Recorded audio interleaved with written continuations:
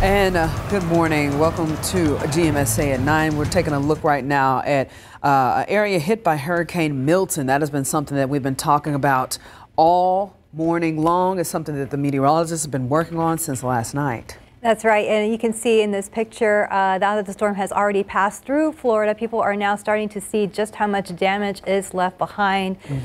Even though that storm was downgraded, a lot of damage there. Yeah, definitely. So meanwhile, before even making landfall, Milton was making an impact on Florida with over 100 tornado warnings issued, causing homes and roads to be torn apart. Well, ABC's Whit Johnson is in Tampa seeing some of that damage firsthand.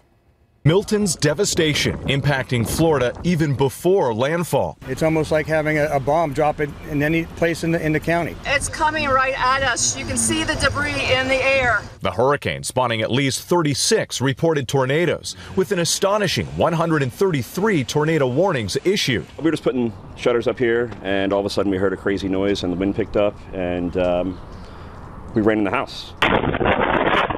Some turning deadly. Multiple fatalities reported at a senior community near Fort Pierce on Florida's East Coast. We do have multiple fatalities that we can confirm. The tornado outbreak ripping apart the St. Lucie County Sheriff's Office. Mangled metal mixed with rescue vehicles. Our team was within 50 yards of this structure that got hit. It's about a 10,000 square foot structure that's made of red iron. And we were actually storing all of our high water rescue vehicles and our patrol vehicles in this structure to prevent it from damage from the hurricane. Within seconds, a tornado came through and just demolished the structure. One tornado passing over a highway.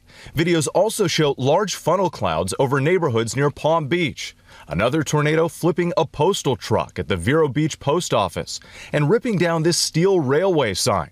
And these homes in Okeechobee County destroyed. You can see just the devastation around me. I'll take a step out of your way. All of this, once the contents of a home, we'll zoom in on that home that now you can see is just part of a home. Everything that was inside is now just in this field. We can see the dishwasher, we can see a microwave, chairs, clothes, a backpack. The devastation laid bare even before Milton moved through, and now the race to locate residents who may have been trapped. We're out there. I mean, our deputies are putting their lives on the line because we know people are probably trapped in those homes, and we're going to do whatever we can to get them out.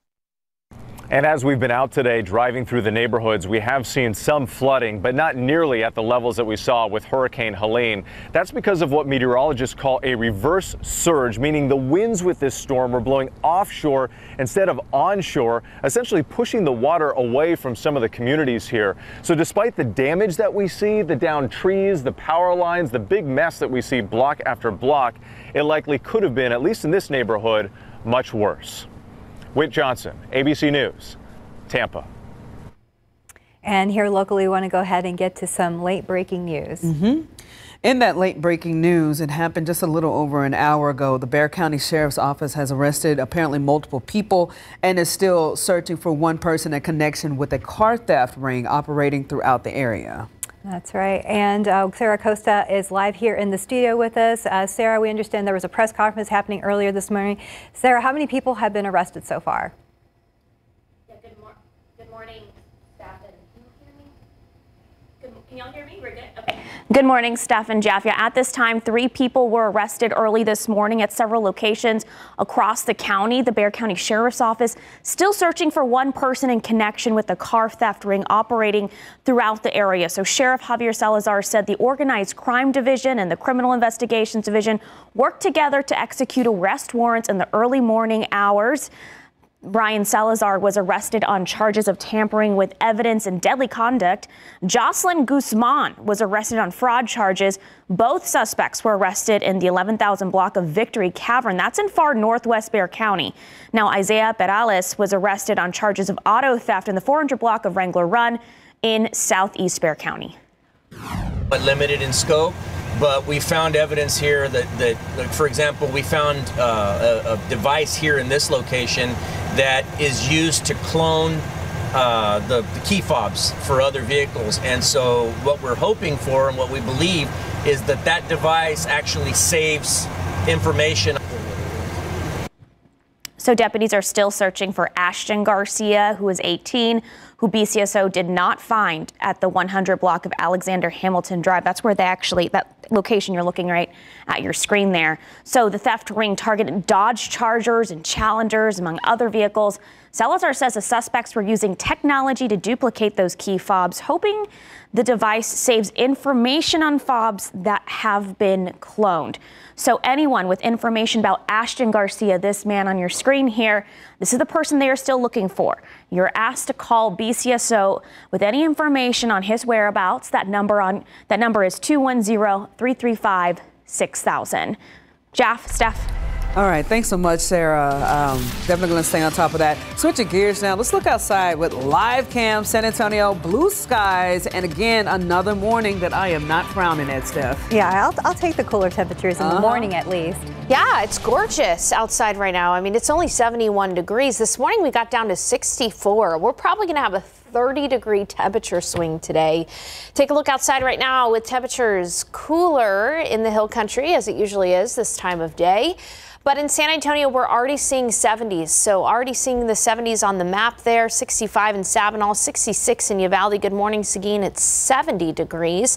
All right, take a look at how quickly we're going to warm up here. By around the lunch hour, it'll already be in the upper 80s, 95 for the high in San Antonio.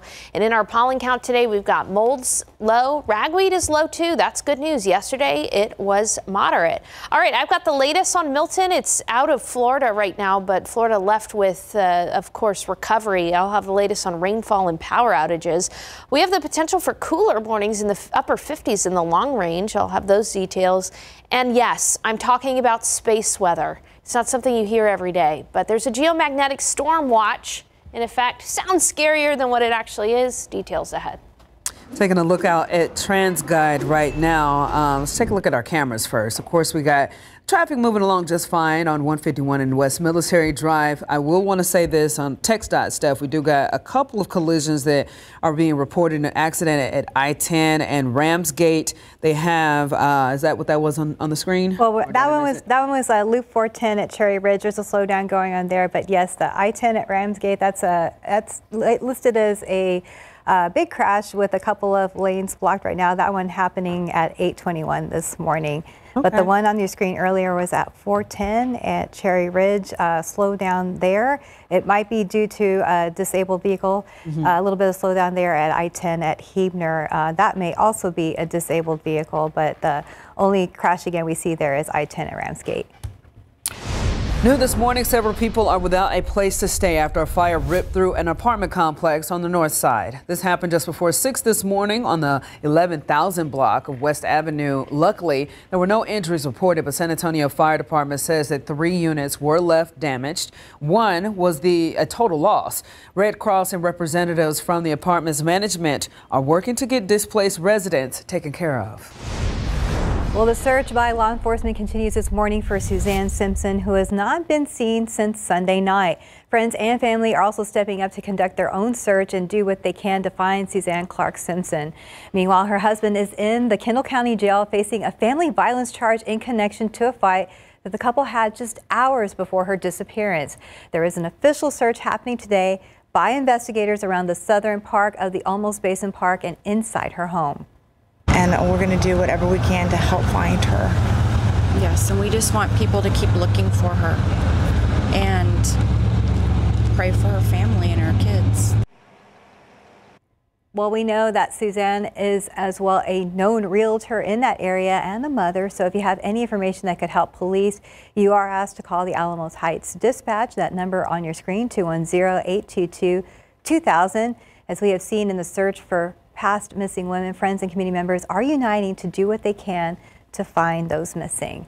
And a reminder, if you know anyone who needs help getting in touch with domestic violence resources, you can scan that QR code on your screen right now, and that will take you to our website with a list of helpful organizations and how to recognize the signs of domestic violence and places that you can ask your own questions about getting help. Here's today's 9 at 9. Hurricane Milton made landfall as a Category 3 storm south of Tampa overnight with fierce winds, heavy rainfall, and multiple tornadoes. The powerful storm is already causing damage and knocking out power for more than 3 million customers. And 9,000 National Guardsmen have been mobilized to respond to the storm, along with 1,400 search and rescue first responders. There are also 50,000 linemen on hand to help restore power to the millions who are now without electricity.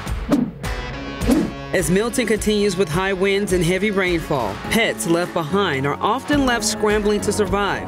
This morning, rescuers are saving pets as well as people from hurricane dangers in the southeast. Animal shelters in northern states are also lending a helping paw by caring for cats and dogs who were in the path of severe weather. And at the Emergency Operations Center in Tampa, the mayor says a cute pup is helping to boost morale. Sean Diddy Combs is set to make his first appearance before a judge today who is expected to preside over his trial on sex trafficking charges. Combs will be taken to Manhattan Federal Court from a Brooklyn jail for an appearance this afternoon before the judge. Combs has pleaded not guilty to charges including racketeering, conspiracy, and sex trafficking stemming from allegations going back to 2008.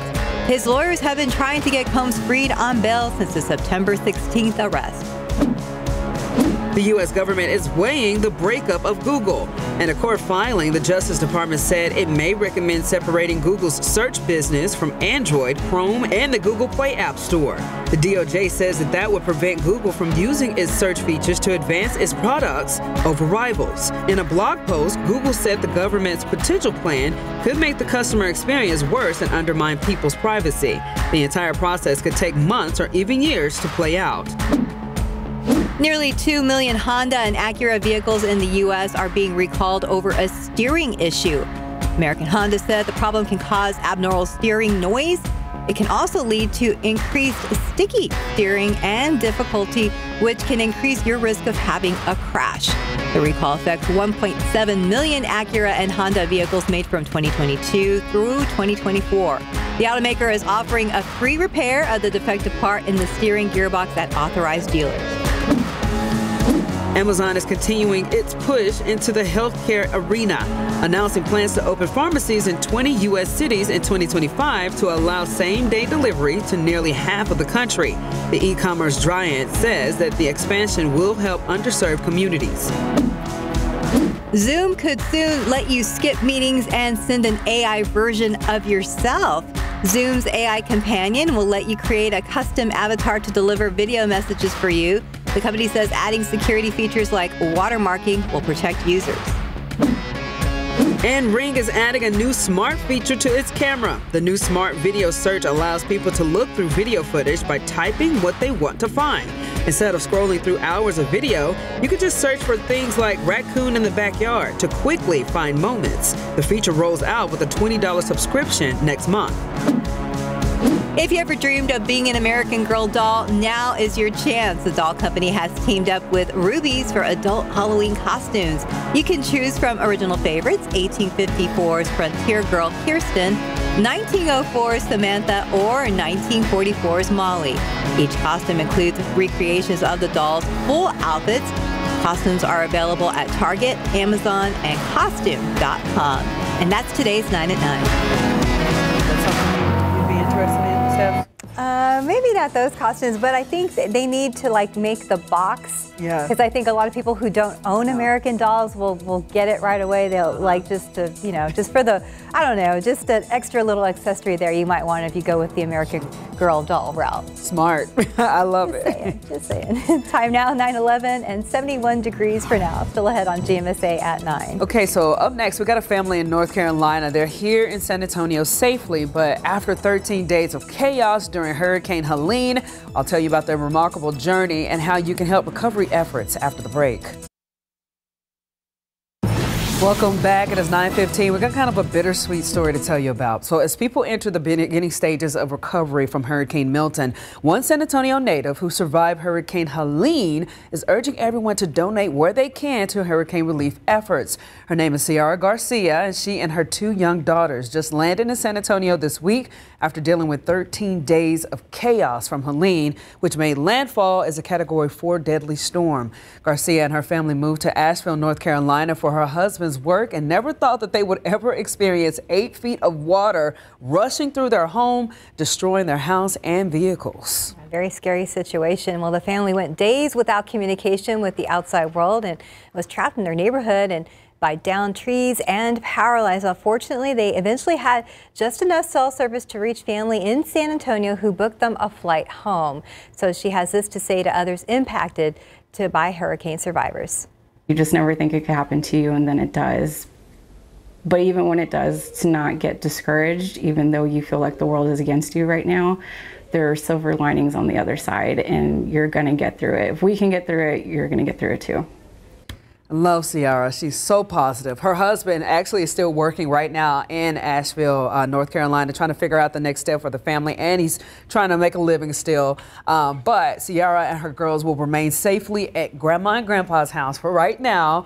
And again, she's asking anyone who would like to donate to help their community get back on its feet to do so. And of course, I have relief effort links in this story and the full story on our website at KSAT.com. There were some things that she was saying that they experienced firsthand that no family would ever want to experience. I know she said that her daughter, sitting on the counter as water was rushing in, said that, "Am I going to die?" And they all just started praying, you know. So it's scary moments like that, but she was so resilient, and she knows for a fact that they're getting back to build their community again. So WNC strong, she said. Western North Carolina strong, inspiration to other people out there. Yeah, and a lot of people this morning in Florida waking up without power, assessing damage from Milton. Milton has moved offshore, and we're going to talk a little bit about Milton in a bit. But I actually want to start our forecast with space weather. Okay. Something we don't really talk about all that often, because there is a geomagnetic storm watch in effect both today and tomorrow. Now, what the heck is a geomagnetic storm watch? Okay, what I'm showing you here is an example of a coronal mass ejection. Coronal mass ejection, basically the sun just emits a lot of gas and it is headed our way. Yes, the sun literally passes gas in our direction, but this is filled with magnetic particles and things like that.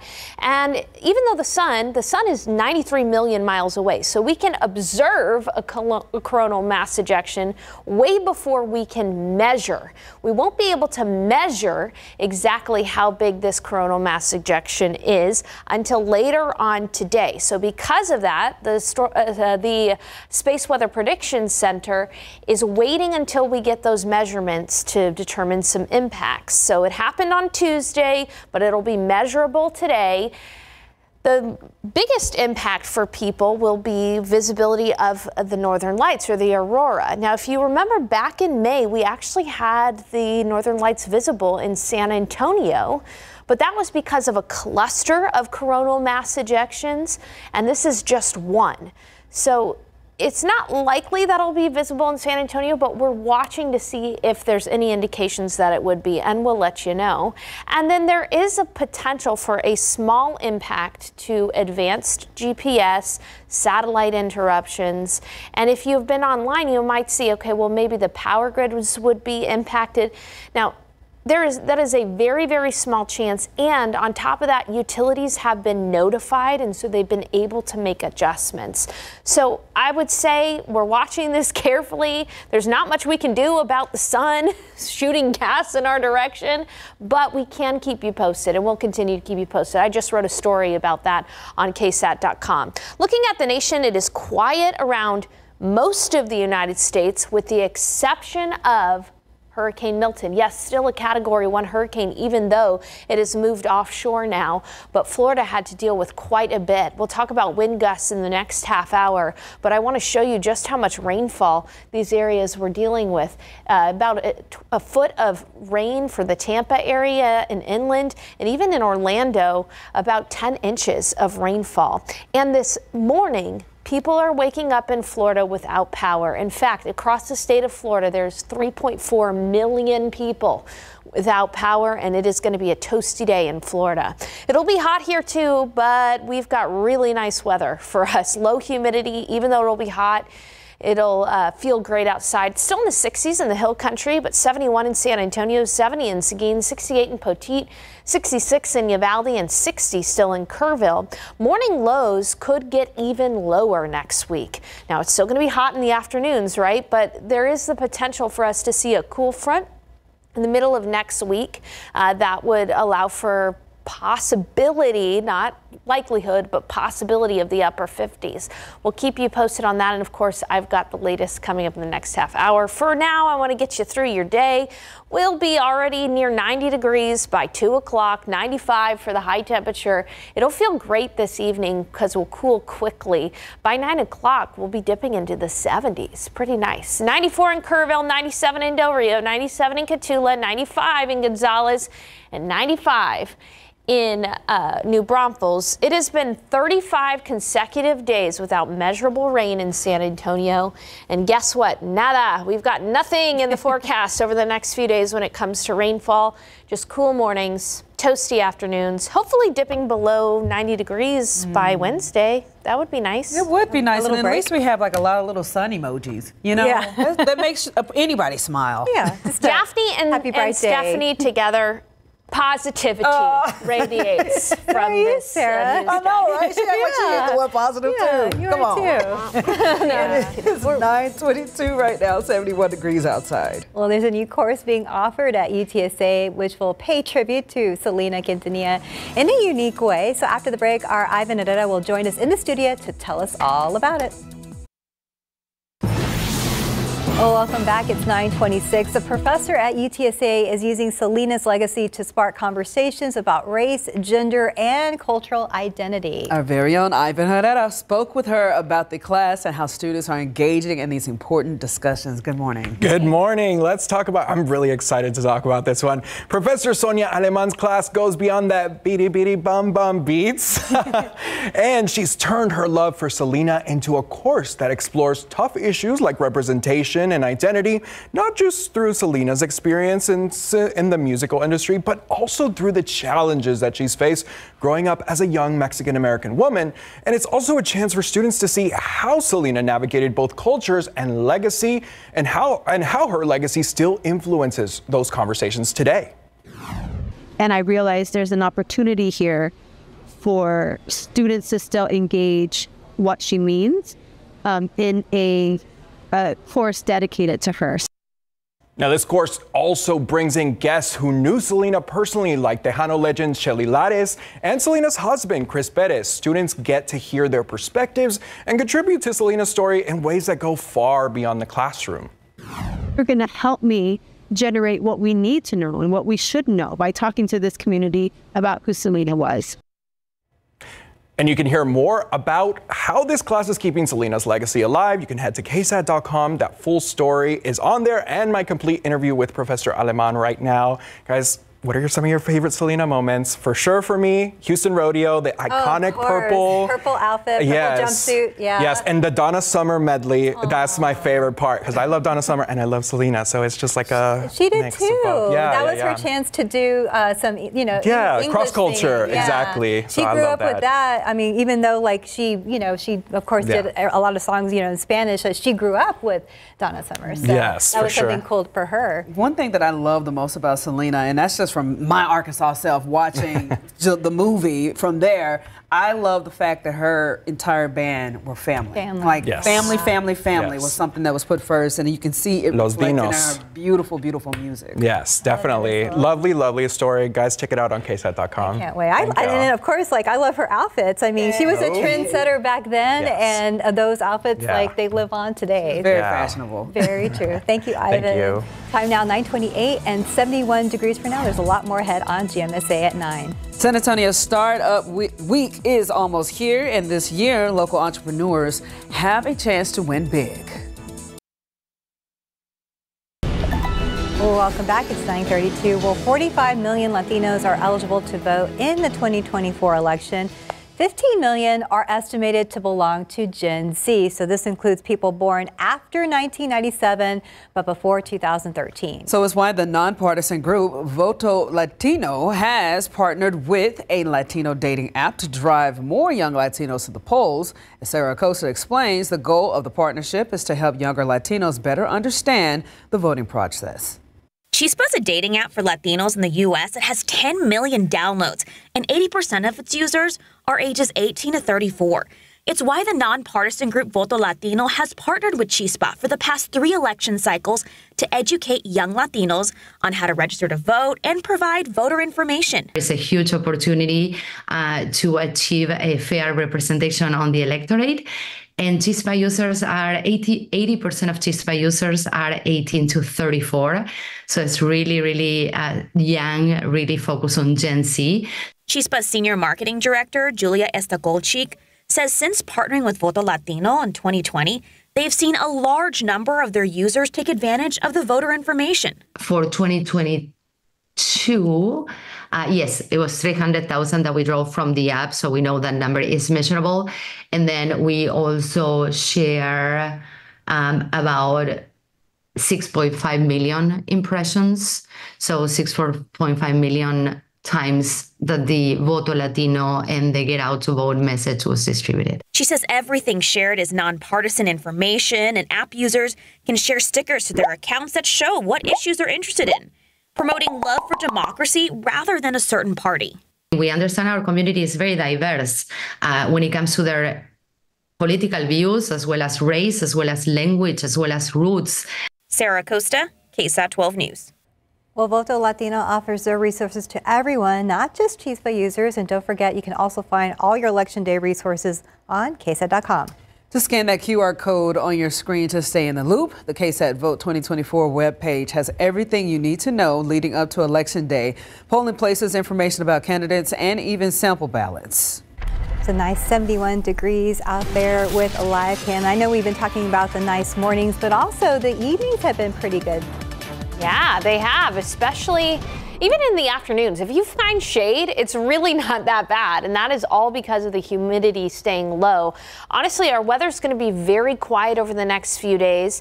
There is an ozone action day for the day today. Now, this only really counts for a few hours in the afternoon when ozone levels could be elevated. And I say could be elevated because sometimes they stay below the thresholds in the afternoon. But just to let you know, it could be unhealthy for some, the ozone levels. If you are particularly sensitive to ozone, you know who you are. So just be careful this afternoon. Otherwise, we are going to see fine air quality tomorrow and as we head into the weekend. And some more positive news. Molds are low and ragweed comes down too. It's low at 80. As we take a look at temperatures out there right now, it feels like fall at the moment, but it's not going to in a bit. It's already in the 70s in San Antonio after a morning low of 63, 64 degrees. And then as we take a look at your forecast for the day today, 95 degrees, and we'll be looking at hot weather with low humidity in the next several days as well. But take a look at those trends. Temperatures come down just a little bit. There's a potential middle of next week for a cool front. Details ahead. Thank you, Sarah. Well, San Antonio Startup Week is back starting next week, and this year there's a new way to win big. So local entrepreneurs have a chance to walk away with $1,000 every day thanks to a new street pitch competition called Pick It to Win It. Yeah, Ivan Herrera is here with a rundown on all the things the Startup Week. Good morning again. Good morning again. Yes, this year's theme is really important for our entrepreneurs here. It's Invest In. So what does that mean? Well, day has a different event. Each day has a theme focused on investing, not just money, but also time and resources to help startups thrive in the city. Now, what are the main goals this year? Well, breaking that perception that local entrepreneurs need to go elsewhere to find support. I'd love to start my startup or my company here, but it's really hard to get investment money in San Antonio. I should go to Austin. I should go to Dallas. I should go to Houston. So how do we really change that narrative? So we decided to theme the entire conference all around investment. A new addition this year is the Pick It to Win It street pitch competition. Now, anyone can join by finding the Geekdom team at various locations around town, pitching their business idea and posting it on social media. The pitch with the most likes wins $1,000 that day. But that's just the beginning. And if you like pitches, what about attending a startup boot camp? There's a lot of opportunities, but definitely sign up for Startup Bootcamp if you want to kind of practice getting your pitch going. And if you're still just totally new, come listen to some of the talks, and that will kind of get your ideas flowing. You'll meet some folks in the community, and then. And for more established startups, there are larger pitch competitions with events focused on Latinx entrepreneurs, women-led businesses, and more. San Antonio Startup Week aims to support the full spectrum of the city's business community. Now, guys, San Antonio Startup Week kicks off this Monday and runs through Friday with events open to the public. They're 100% free to attend, but here's the thing, you got to register before you do it. For a full schedule, you can head to KSAT.com or head to the SASW.co website. Now, I've been to one of those boot camps. They're really, really cool. And it's like a 3-day thing where you have to basically set up a business in 2.5 days, really, and pitch it and get real money. So if you're really interested in that boot camp, check out our story on KSAT.com. It's really, really cool. Well, that's neat. I was wondering about that. That was what I was like, what boot camps? Yeah. It sounds scary, but it's actually really fun. So I did it as a student, actually, but there's professionals. Anybody can sign up. Just make sure you register on the website for any of those events. All right. Yeah. Thank you. That is free. Thanks, Ivan.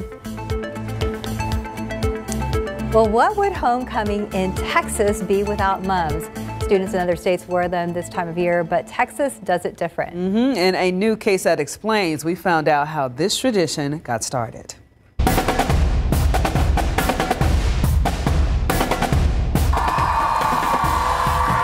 'Tis the season, not fall, not football, mom season. My mom said, go big or go home, I guess.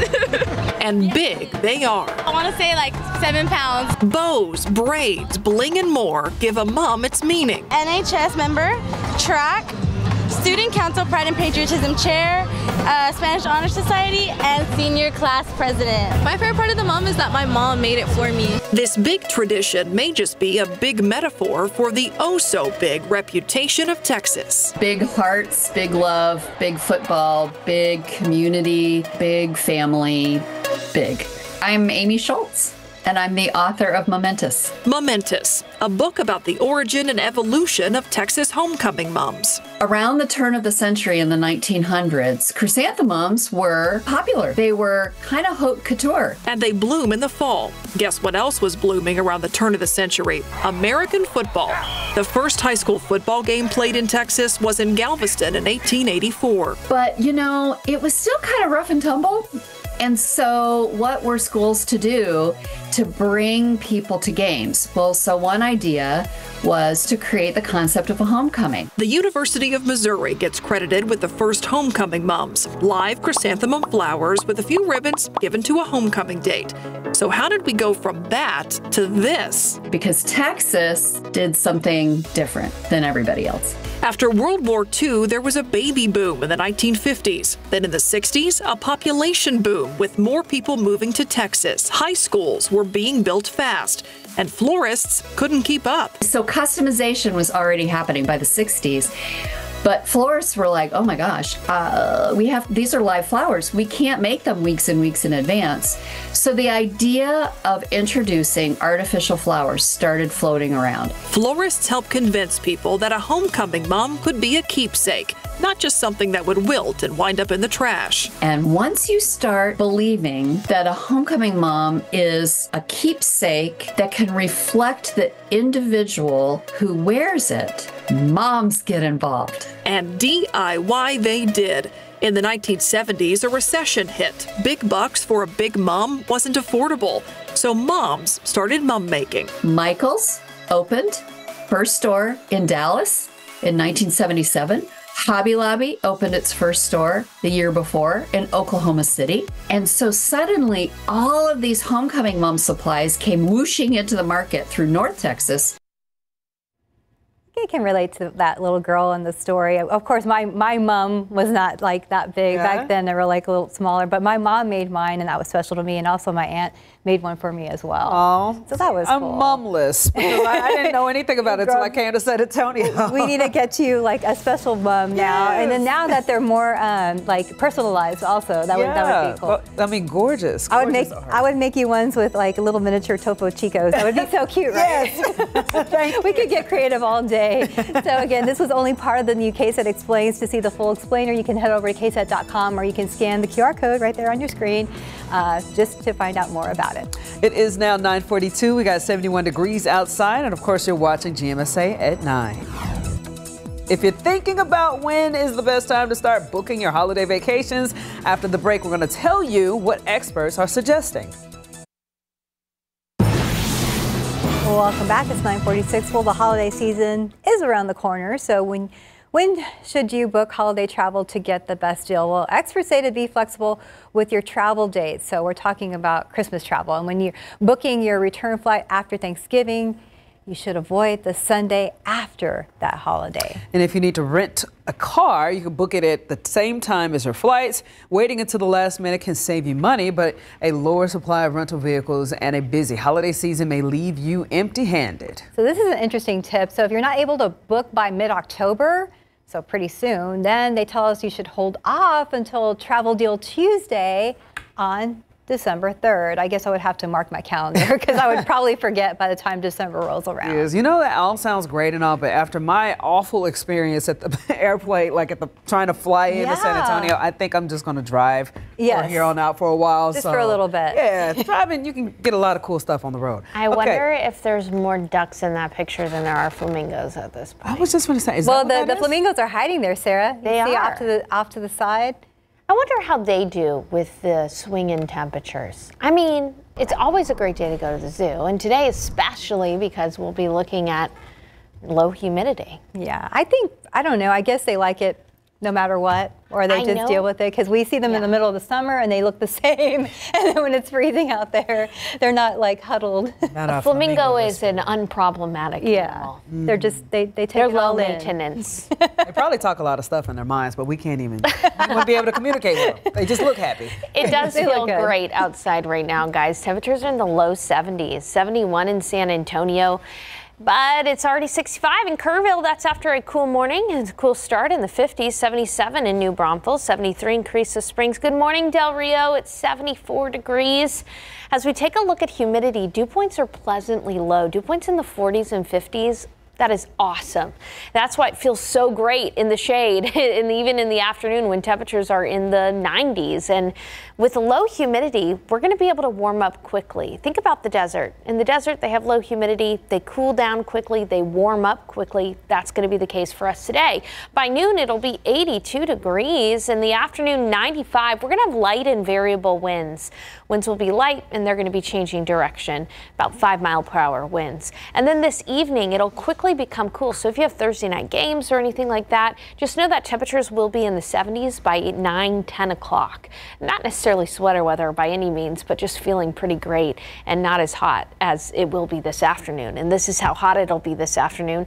95 in Sabinal, 93 in Bernie, 94 in Seguin, 96 in Floresville, 95 in Uvalde, 92 in Los Maples, and 94 in Lakey. What is the next big thing? What are we looking for in the weather? Well, it's going to be hot, even all the way up to the north. Temperatures in the Dakotas still in the 80s, and this is a time that they get much cooler than this on average. But by the weekend, there's going to be some cold air developing in Canada, and that's going to sink south, likely to stay in impact most areas in the eastern tier of the United States. But still, even here in San Antonio and in Texas, we could get clipped with a cool front in the middle of next week. So as we look ahead, we are expecting temperatures to come down into the low 90s this weekend, and mornings are still going to be pleasant. But even beyond that, there is the potential that our highs could drop into the 80s in our mornings. 60 degrees on Wednesday, maybe in the upper 50s. It's possible. Not ready to pull the trigger yet on that, but it is a possibility, and we'll keep you posted. All right, I want to just keep you up to date on Milton. Milton is still a hurricane as it heads back into the Atlantic Ocean, but Florida is in the clear now. However, they are having to deal with the ramifications of that storm. It moved through the entire state as a hurricane. We're still seeing a few gusts like Daytona Beach up to about 37 miles per hour, but this is a look at what the peak gusts were like last night and in the overnight hours. 102 mile per hour gusts in Sarasota, 93 mile per hour gusts in Tampa. Interestingly, there were a few gusts of up to potentially 90 out near Palm Bay, and that was probably because of a tornadoes. So the state is reeling from damage, and you can actually kind of see that when you look at the power outages. Let's take a look at the power outages. You can see for the Tampa area, in that county, 72% of that county is without power. Some of the counties inland, 100% nearly without power. When you break that down to the numbers, the entire state of Florida, about 3.4 million was at last check how many people were without power in Florida, but it might be about 3.5 now. So let's see if we can pull that up. There you go, 3.4 million people without power in the state of Florida. It makes you kind of grateful for our calm weather here in San Antonio. Mornings in the 60s, afternoons in the 90s. We have yet to see a day where the high temperature this season has been less than 85 degrees. Early in September, we had temperatures get down about 86. But this far in, we usually see a high temperature at or below 85, and it is crazy that we haven't yet. So I remember that false fall we had in September. Early September was our false fall, and that was about the last time we got rain too, 35 days ago. Well, we will patiently wait then. Yep, that's all we can do. And guess what? We don't have to wait anymore to get out to our friends over at SA Live. Yeah, Good hi guys. morning. You're on the road this morning. Told me to hold your Oh, yes. Well, we have taken the show on the road today, and we are here on the south side at the Gonzaba Event Center because we are celebrating seniors today. It's a great day to celebrate our seniors, and we have a fun, packed show, and that includes costumes. That's right. Costumes on a budget. And Libby Castillo, Director of Strategic Creations with Goodwill, joins us. And we are featuring some fabulous senior models today in fabulous costumes. Yes, this is Ms. Letty. Doesn't she look great? Looks great. You can find that at Goodwill, right? Absolutely, yeah. Okay, and some fun crafts to show off also. Yes, of course. We do have Halloween crafts that we can teach you how to do on our website and more. Okay. All right, and fall is a great time for gardening. We have David Rodriguez from Texas A&M AgriLife Extension. I see you've got some marigolds. What are the benefits of planting marigolds? Fall is for planting. What better way to get an orange color out there for Halloween, All Souls Day, you know, Dia de los Muertos, and you get the butterflies. A lot of butterflies are happening now, and beneficial insects to protect our fall vegetable garden. All right, and you're also going to share what we should plant, right? We're not going to give that away, but there's a few things that you should plant now. Some good edible crops at this time, definitely. That you could have in time for your holiday dinner, That's right? correct, Yes, yes. okay. You've got all the knowledge. Yes.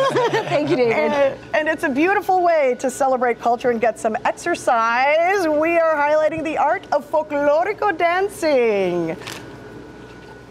That's right. We get to share a few of those dance moves, a preview of that performance, and we want to know, can you share some photos of those seniors in your life that you love, that mean so much to you? Scan that QR code right there, and we will share those pictures a little later in the show. That and much more coming up on SA Live.